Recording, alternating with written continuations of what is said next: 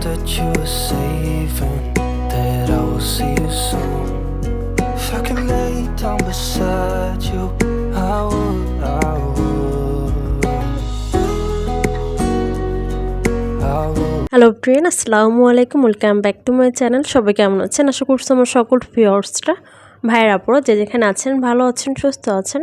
নতুন একটি ভিডিও নিয়ে হাজির হয়ে গেলাম। আশা করছি ভালো লাগবে। অবশ্যই ভিডিওটা শেষ পর্যন্ত দেখবেন। গতকাল রাত থেকে ভিডিওটা স্টার্ট করছি, তা আপনাদের ভাই হচ্ছে টুকিটাকি একটু কেনাকাটা করে নিয়ে আসছিল। এগুলো হচ্ছে আমি গুছিয়ে রেখে দিচ্ছি। ইউটিউবের ভিডিও করতে এসে যতটা টাকা না ইনকাম করেছি, তার থেকে 4 গুণ টাকা মনে হয় এর পিছনে খরচ করেছি। একটু অবাক হচ্ছেন তাই না? তো আপনাদেরকে বুঝিয়ে বলি কিভাবে হচ্ছে ইউটিউবের পিছে টাকা খরচ করেছি। ব্লগিংটা শুরু করেছিলাম একদম কিন্তু শখের বশেই, এবং এখান থেকে ইনকামও কিন্তু খুব বেশি না, একদম সামান্য কিছু উপার্জন। বাট এর পিছনে এখনও পর্যন্ত যদি হিসাব করতে যাই, আমার মনে হয় লাখের উপর টাকা এর পিছনে খরচ করে ফেলেছি আমি। 2019 সাল থেকেই অল্প অল্প করে কিন্তু ভিডিও করে স্টার্ট করেছি। হয়তো তখন খুব বেশি রেগুলারলি ছিলাম না, কিংবা কিভাবে ভিডিও এডিটিং করতে হয়, ভয়েস দিতে হয় খুব বেশি একটা জানতাম না। তখন থেকে শুরু করেছি অল্প অল্প করে। যেহেতু ব্লগিং করি, সেখানে দেখা যায় আমার সংসারের কাজ কাম, রান্নাঘরে, তো নর্মাল লাইফ যেভাবে থাকে ব্লগিং করতে গেলে ঠিক ওভাবে কিন্তু প্রেজেন্ট করা যায় না, একটু ভালোভাবে কিন্তু প্রেজেন্ট করতে হয়। দেখা যায় নর্মালি আমি বাসায় যদি ভিডিও ছাড়া রান্নাবান্না করি, আমি যেকোনো কিন্তু হাঁড়ি পাতিলে কিংবা কড়াইতে কিন্তু রান্নাবান্না করতেই পারি। আর যখন হচ্ছে আমি ভিডিও করি তখন কিন্তু একটু ননস্টিকের হাঁড়ি পাতিল, দেন খুব সুন্দর সুন্দর কুকারিজ আইটেম, এগুলো কিন্তু ইউজ করতে হয় আমাদের ভিডিওর কারণেই কিন্তু। আমার বিয়ে হয়েছে 2014 সালে। 2014 সাল থেকে 2019 সাল পর্যন্ত এই মাঝের যে সালগুলো কিন্তু আমি সংসারের জন্য, যাকে বলে একটা লবণের বাটিও কিন্তু কখনো কেনাকাটা করতে হয়নি আমাকে। কারণ অলরেডি কিন্তু আমার শাশুড়ি মায়ের সব কিছু ছিল, হাঁড়ি পাতিল থেকে শুরু করে কাচের জিনিস সব কিছুই কিন্তু আমার শাশুড়ি মায়ের অলরেডি আছে। তো এক্সট্রা করে কেনার কথা কিন্তু কখনোই কিন্তু ভাই মাথায় আসেনি। যা ছিল ওটা দিয়ে কিন্তু আমাদের সাধারণ লাইফ কিন্তু চলে যেত। বাট যখন থেকে আমি হচ্ছে ব্লগিংটা স্টার্ট করি, তখন থেকে আস্তে আস্তে কিচেনের জন্য হাঁড়ি পাতিল, ননস্টিকের বিভিন্ন হচ্ছে র্যাক, তখন অবশ্য আরএফএলের র্যাক বেশি ইউজ হতো। আরএফএলের বিভিন্ন রকমের বয়াম, কত রকমের যে আমি কিচেনের জন্য জার কিনেছি, মানে আরএফএলের। এখন অবশ্যই দেখা যায় সব কিছু কিন্তু কাচেরই হচ্ছে একটা ট্রেন্ড চলে আসছে। তো আস্তে হচ্ছে কিন্তু কাচের দিকেও হচ্ছে কনভার্ট করব। কিচেনের জন্য বিভিন্ন রকমের বিভিন্ন ডিজাইনের থালা বাটি, ওই যে অয়েল যারা দেখতে পাচ্ছেন, মানে বিভিন্ন রকমের অলরেডি কিন্তু কেনা হয়ে গিয়েছে।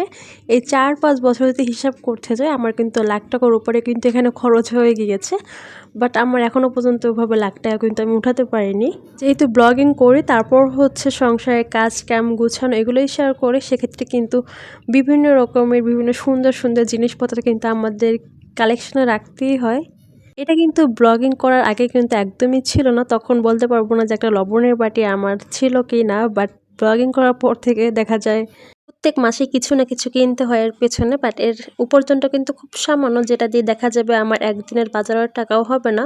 মানে একদিন কিন্তু চলার মতো বাজারের টাকাও কিন্তু হবে না, একদম খুবই কিন্তু এর উপার্জনটা। তো যাই হোক, নাস্তা পানি শেষ করে এখন হচ্ছে মেয়েকে নিয়ে টিকা দিতে যাব। গত সপ্তাহে হচ্ছে ডেট ছিল, তো তখন হচ্ছে ঝামেলা ছিল, এর জন্য যেতে পারিনি। তো এখন হচ্ছে নাস্তা শেষ করে মেয়েকে খাইয়ে দিয়ে গোসল করে তারপর হচ্ছে মেয়েকে নিয়ে যাচ্ছে হসপিটালে। আর রাস্তার 2 সাইডটা কেটে মানে রাস্তা ঠিক করতেছিল, এত পরিমাণে ধুলো ছিল কি আর বলবো। তো ওকে নিয়ে হচ্ছে যাচ্ছিলাম, মানে গাড়িতে করে যাচ্ছি, এর মাঝে হচ্ছে ঘুমের মতো চলে আসছিল ওরও। আজকে অবশ্য একটাই টিকা দিয়েছে, যেহেতু আর 10 মাসে পড়েছে, আবার হচ্ছে 15 মাসে দিতে হবে। তো যাই হোক, এখানে হচ্ছে ভ্যান গাড়িতে হচ্ছে মানি প্ল্যান্ট দেখলাম, খুবই কিন্তু কম প্রাইস ছিল। তো আমি হচ্ছে 2টা নিয়ে আসলাম।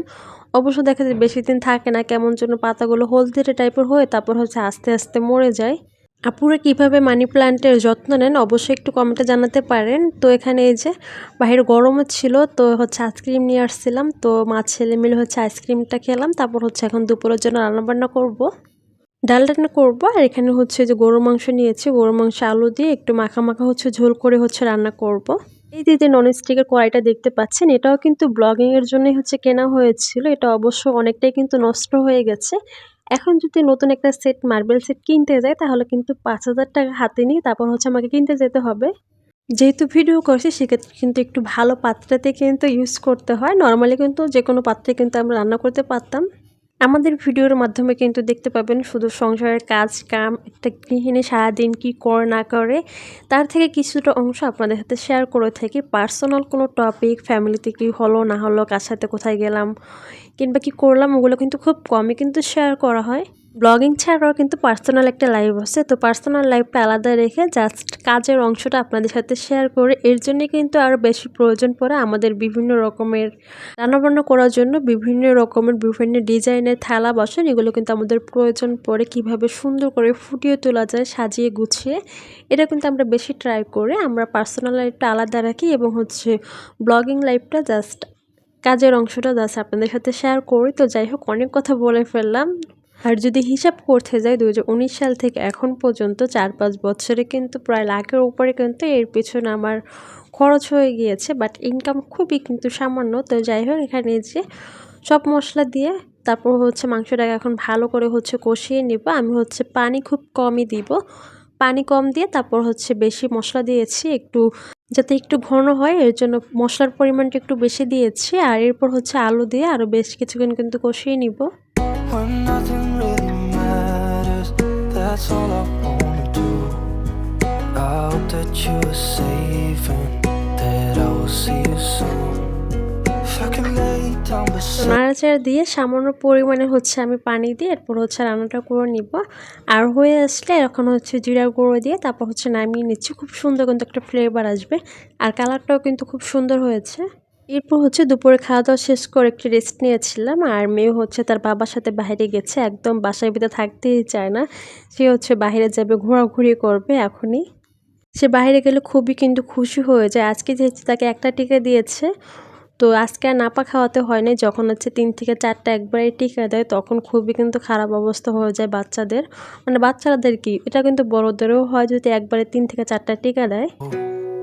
when all I can is thinking আর এই যে about সন্ধ্যার দিকে এখন একটু চা খেয়ে নিব। 1 কাপ চা বানিয়ে নিচ্ছি। আপনাদের ভাই অবশ্য এখন খাবে না, এর জন্য আমি জাস্ট 1 কাপই বানিয়ে নিচ্ছি।